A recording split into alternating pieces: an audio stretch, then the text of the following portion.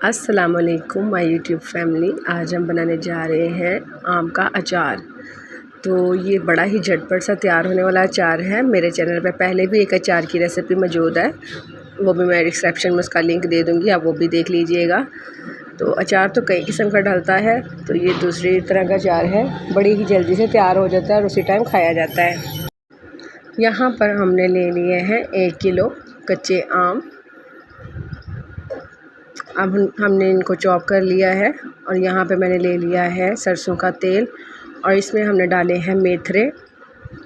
इनको 2 मिनट के लिए हम इसमें फ्राई करेंगे और साथ में हम इसमें डाल देंगे अजवाइन, सौंफ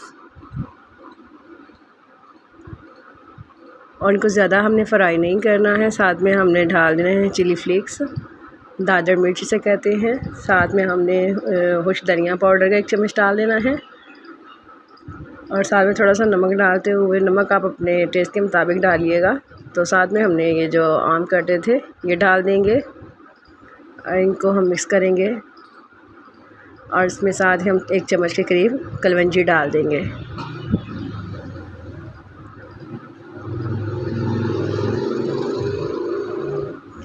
अब देखिए हमने इसको तकरीबन 2 से 3 मिनट जो है ना इसमें भूनना है सालन की तरह। तो ये बिल्कुल 5 मिनट लेगा ये अचार तैयार होने में।